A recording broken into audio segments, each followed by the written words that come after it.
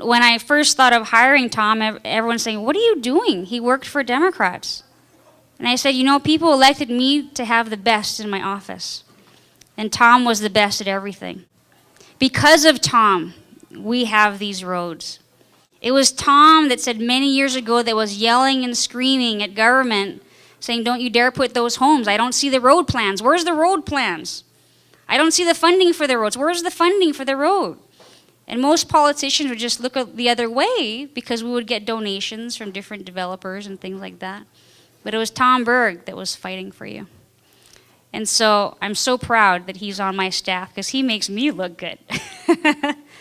And if I can get Tito and we can get Tom, gosh, I'm just getting goosebumps thinking about these incredible leaders, all three of us helping to lead this community to provide you with the leadership you deserve.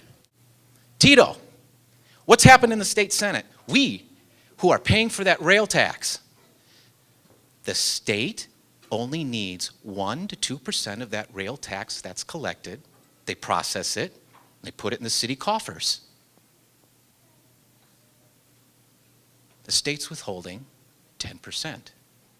The private sector could be building the roads that government cannot afford to build. I have been an advocate of public-private partnerships to let the private sector come here. We have a syndrome here, is that we won't build anything unless the feds kick in money.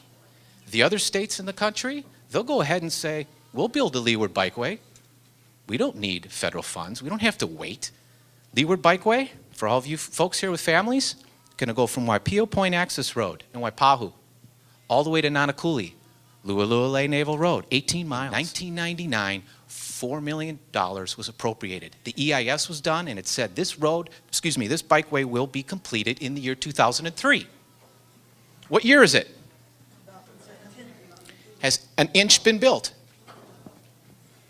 Senator Sparrow, AMPO chair, came up with excuses. Design problems. Governor Lingle delayed this thing. Do you know what it was? Since Rep. Pine got into office, they haven't raided the state highway fund. We're suffering from the repercussions of that raid. That's what delayed the Leeward Bikeway. The north-south road, Governor Lingle had to get so creative. Did you know we were, 25 million short? When they were on there constructing that road, Governor Lingle couldn't pay the bill. We get $140 million from the federal government for our entire state's roadways. Governor Lingle says this road's gonna cost $162 million. That means I have to use the entire state budget to build this road? She got clever.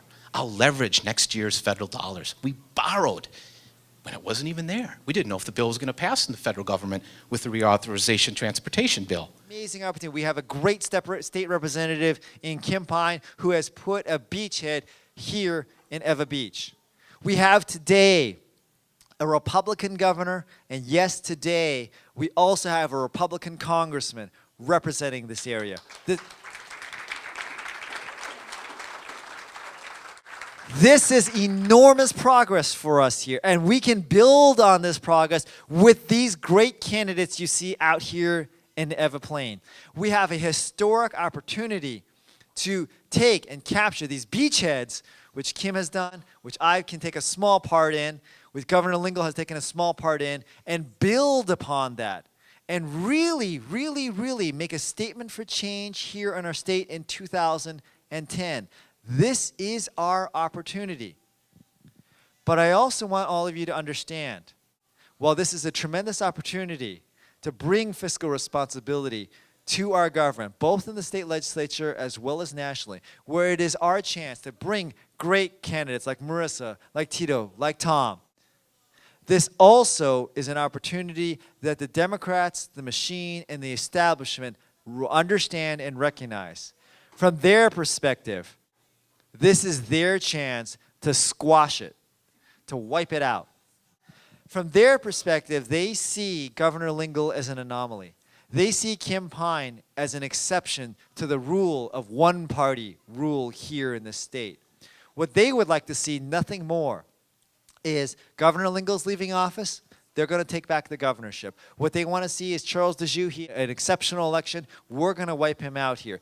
We're going to take out Kim Pine, and we're going to go back to the way it always was. One-party rule, without exception. Unions call the shots. The people have no voice. I have been serving our country since July 3rd, 1989. On that day, I raised my hand and I swore before my God, my country, and my family that I would uphold and defend the Constitution of the United States, both foreign and domestic. Okay, well, I'm a reserve officer now. I don't deploy anymore. So I'm not fighting foreign enemies, but now I'm starting to fight domestic enemies. And that's what we have to do here in Hawaii. So I've been serving in our country, in the Navy, for over 21 years now. That's how I've been serving this community. Okay, I've been deployed twice to the Gulf. I lived 2.5 years overseas in Japan. And I've done many other duty stations where I have held in my hand the responsibility of one of our nation's most precious resources, which is our servicemen and women. The other thing is, too, in my professional life, I'm an analyst. I'm an operations research analyst.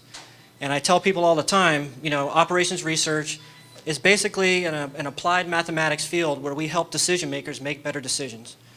So I know how to read studies. I know what data is. I read statistics like some men read Sports Illustrated. Okay? I know when things don't pass the sniff test, and trust me, ladies and gentlemen, a lot of things do not pass the sniff test with me. Okay? The other reason I'm running is because I think the representation that Ewa Beach sends to the State Senate every year, every 4 years, is subpar. I don't agree with the man.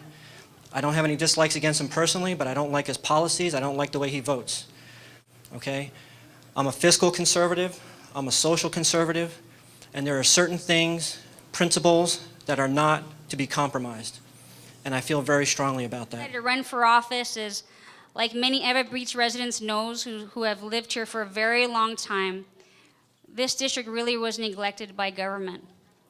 And we truly were an example of everything wrong about government. A government that approved so many roads, approved so many homes, but didn't give us the roads they promised us that would go along with it. And so I was stuck on Fort River Road one day after being stuck for 45 minutes, and I still wasn't home. And I said, this is it. And Governor Lindalingo asked me to run, and I didn't even hesitate. I said, I'll do it. So thank you folks very much.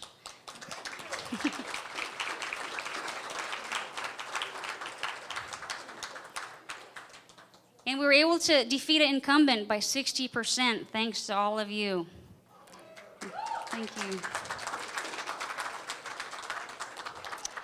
Well, I want to let you know that this is going to be probably the worst election year that you're going to see in Ewa Beach, especially against me. This year really tested my loyalty to all of you. I know that many of you folks elected me to be different. It's very rare that a district like Ewa Beach would elect a Republican because I'm the first in history in Hawaii. But I know that the district didn't trust government anymore, and you wanted me to represent you. Thank you. And what made this legislative session difficult, and I question whether I could be loyal to you or not, was the pressure that was on all of us elected officials because of the budget crisis, of course caused by what was going on internationally and nationally. I sent out lots of different surveys for those of you that are either on my email list or my mailing list, and I said, how would you like me to vote to represent you to solve this crisis? Overwhelmingly, almost everyone said do not raid the Hurricane Relief Fund. And of course, you all know what happened this year.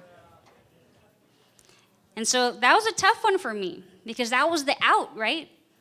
Oh, there's no more solutions. There's no more solutions. We have to raid the Hurricane Relief Fund this year. So that's the only way to end school furloughs. It's for the kids. We have to do it. But all of you said don't do it. So you put me in a very interesting situation. You know, how do I do this? How do I do what my constituents sent me there to do? So what did we do? We did something very unusual. We had an incredible staff that worked day and night, and they analyzed the budget for you. And for the first time in Hawaii history, we put online an interactive state budget where the people could decide what to cut.